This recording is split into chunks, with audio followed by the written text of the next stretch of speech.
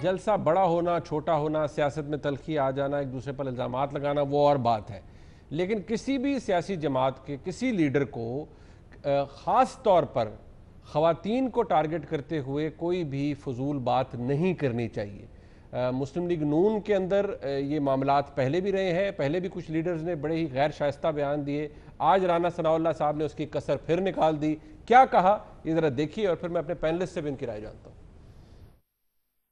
वो लोग, वो फैमिलीज जो इमरान खान के तब्दीली के नारे पे 30 अक्टूबर के जलसे में आई थी, वो 29 अप्रैल के जलसे में वो मौजूद नहीं थी। और वो खवातीन,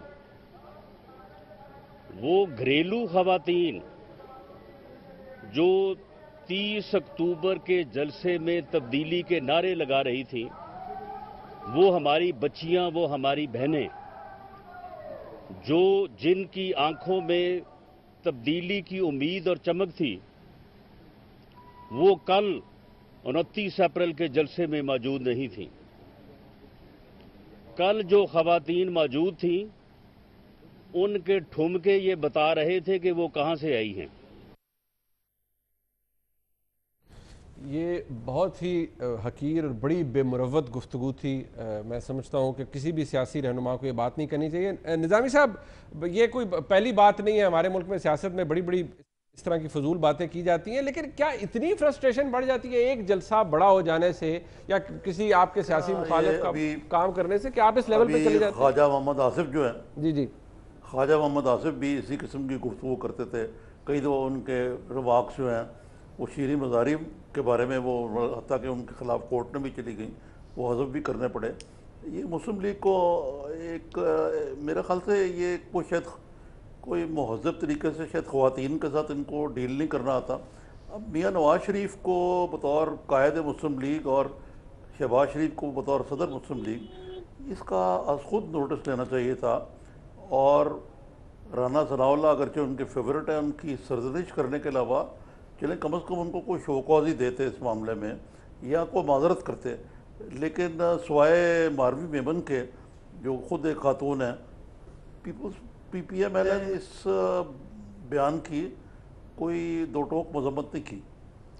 लेकिन ये बड़ा ये भी बात बड़ी काबिल मुजम्मत है मजहर साहब के किसी का सियासी तौर पर बड़ा फाल होना किसी एक जमात में क्या उसे तमाम खुली छुट्टी दे देता है कि वो जो मर्जी कहता फिरे, जिस मर्जी शख्स के बारे में वो बात करता फिरे। यहाँ पर तो खवातीन की बात है सर, कल कोई एक फैमिली भी अगर वहां पर गई हो, आप भूल जाए कितने लोग कल गए हुए थे, कोई एक फैमिली भी गई हो, बच्चियां गई हो, किसी की माँ गई हो, बहन गई हो, तो वो क्या सोचेगा या उसके दिल पर क्या गुजरेगी जब इस तरह के गलीज बयान दिए जाएंगे? तो मेरा ख्याल है राना सनाउल्लाह को शर्म आनी चाहिए, मरियम नवाज साहिबा को एक्शन लेना चाहिए। देखिए बहुत ही रीसेंट मिसाल है, जब एक साबिक सूबाई वज़ीर दाखिला सिंध में इरफानुल्लाह मरवत पाकिस्तान पीपल्स पार्टी में आने वाले थे, ऐलान हो गया था, किसने सबसे ज़्यादा पहले रिएक्ट किया? आसिफा ने, बख्तावर भुट्टो जरदारी ने, आसफा भुट्टो ने, और उन्होंने बिल्कुल ब्लॉक करवा दिया।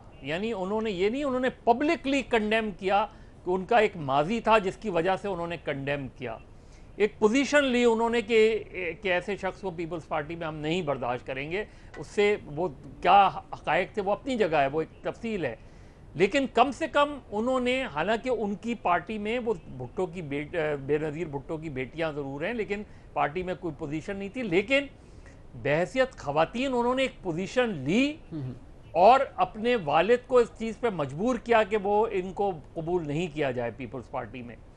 यहाँ राना सनाउल्लाह ने वहाँ बेशुमार PMLN की और पाकिस्तान तहरीक इंसाफ की ख़वातीन वर्कर, यानी 2014 में भी जब बहुत से लोग इस पर तनकीद करते थे, देखिए पाकिस्तान तहरीक इंसाफ एक नया कल्चर लेकर आई है।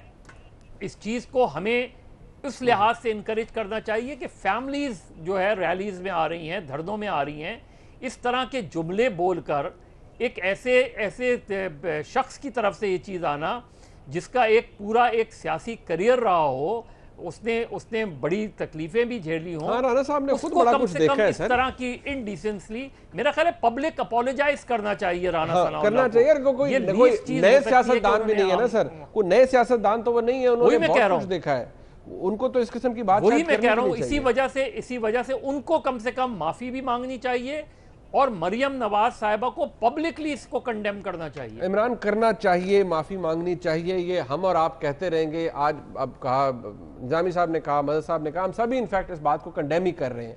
लेकिन ये जो चाहिए का कल्चर है, क्या ही अच्छा होता कि अब तक इसके ऊपर कोई नोटिस लिया जा चुका होता, या राना सनाउल्लाह साहब को खुद ये सोच आ जाती कि उन्होंने गलत अल्फाज का इस्तेमाल किया, उन्हें इस पर कम से कम खुद ही माफी मांग लेनी चाहिए थी। देखिए, मैं अभी मजबूरी है, मैं आपको वाकया भी बता देता हूं। मैं थोड़े दिन पहले इमरान खान का मैंने एक इंटरव्यू किया था, उसमें रेहाम खान से मुतालिक मैंने 2-3 सवाल ऊपर नीचे पूछे और इमरान खान ने एक जुमला बोल दिया था और फिर इंटरव्यू के बाद खान साहब मुझे काफ़ी देर कहते रहे कि यार वो मत चलाना प्लीज़, यार वो मत चलाना। क्यों यार, मुझे जेब नहीं देता यार, वो खातून है, मुझे वो मत चलाना। आप और रेहाम खान रोज़ाना कितना लिखती हैं उनके बारे में?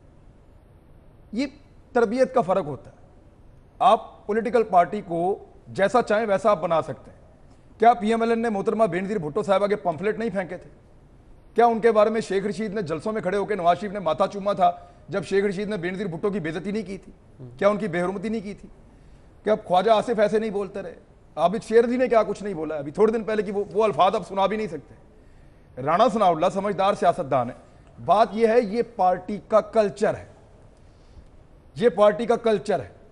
ये आपके दबाव में, मेरे दबाव में, मदर अब्बास साहब के दबाव में मीडिया बोल रहा है, कुछ और लोग भी बोलेंगे, हो सकता है कल को कहीं से नोटिस हो जाए। सियासत करें ना, तो फिर मर्जी करनी हो सकता है ये माफी मांग भी लें, सियासत लेकिन कल्चर करें, इल्जामात लगाते हैं, ठीक है, हम वो भी कहते हैं कि सबूत के साथ बहन बेटियों की जो मर्जी करें, लेकिन एग्जैक्टली किसी की बहन बेटी के बारे में तो बात ना करें ना।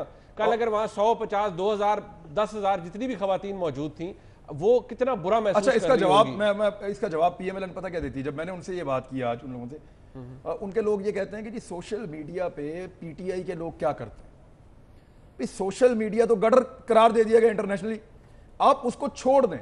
आप ये देखें कि लीडरशिप और जो अहम लोग हैं पार्टी के, वो नीचे मौजूद लोगों को रास्ता कौन सा दिखा रहे हैं। जब इमरान खान ये करे, जब असद उमर ये करे, जब पॉलिटिकल पार्टी के अहम तरीन वजारतों पे बैठे हुए लोग ये हरकतें करें, तो पिन पॉइंट आप कर सकते हैं। एक आम कारकुन है, सोशल मीडिया पे क्या कर रहा है उससे कोई लेना देना नहीं है, ठीक, रास्ता लीडर बनाता है। कल्चर गलत है ना, कल्चर, ये पार्टी में कल्चर गलत है, लेकिन ये कल्चर सिर्फ इस हद तक नहीं है, बल्कि बहुत सी जमातों के अंदर पाकिस्तान तहरीक इंसाफ के हवाले से ये कहा जाता रहा है कि वो इल्जामात लगा देते हैं, सबूत की बारी आती है तो सबूत नहीं दिए जाते।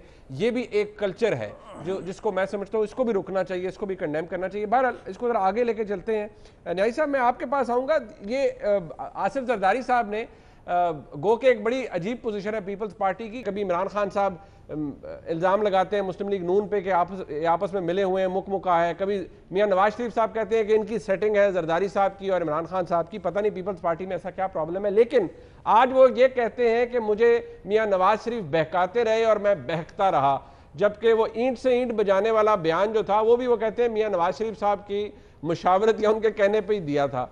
तो इतने हम तो आसिफ जरदारी साहब को पॉलिटिकल जीनियस मानते रहे, तो क्या फिर ये नोशन गलत था कि वो पॉलिटिकली जीनियस है? पॉलिटिकली जीनियस तो है मुनीर साहब। मेरा अपना ख्याल है कि जो है ना, देखे तो थोड़ा सा इवेंट्स का जो सीक्वेंस देख लें कि जब धरना हुआ, और ये बिल्कुल सही कह रहे हैं कि जिसके बारे में ये तासर था कि उसको पीछे से कोई ऑर्केस्ट्रेट किया जा रहा है, तो जरदारी साहब जो है 2 बंदों ने धरने में रेस्क्यू किया नवाज शरीफ को। डॉक्टर नवाज शरीफ खुद भी गए थे उसके खिलाफ, क्योंकि उनका ख्याल था कि मुझे खुद बताया कई लोगों ने कि जी वो नवाज शरीफ साहब प्रेशर में रिजाइन कर देंगे, जो नहीं किया।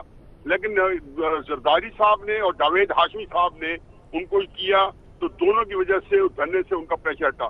लेकिन मेरा ख्याल है कि जो लोग धरने के पीछे थे, शायद उनको ये बात नागवार गुजरी, तो धरने के बाद एमकेएम भी चूंकि कमिटेड थी उनसे कि वो साथ देगी, और धरने वालों के साथ वो नहीं दिया उसने, तो एमकेएम और जरदारी साहब दोनों के ऊपर दायरा तंग किया गया। जब और जरदारी साहब के ऊपर जो उस्ताद गिरी कराची में आसम से लेके शर्जील मेमन से लेके सारी उस्ताद के अंदर, उसकी वजह वही थी कि धरने के ऊपर जरदारी साहब के बारे में ये तासर था कि शायद वो नवाज शरीफ के साथ ना दे। और लेकिन जब जरदारी साहब उस्ताद उनकी वजह से गिरी, तो नवाज शरीफ साहब ने बहुत ज्यादती की उनके साथ, उन्होंने पहलू तय की, इसको किसी और तरीके से भी हैंडल किया जा सकता था। फिर अब्बास शरीफ साहब की डेथ के ऊपर जरदारी साहब आना चाहते थे, जरदारी साहब चाहते थे कि मेरा इनके साथ ताल्लुक कायम रहे ताकि उनको सपोर्ट चाहिए थी।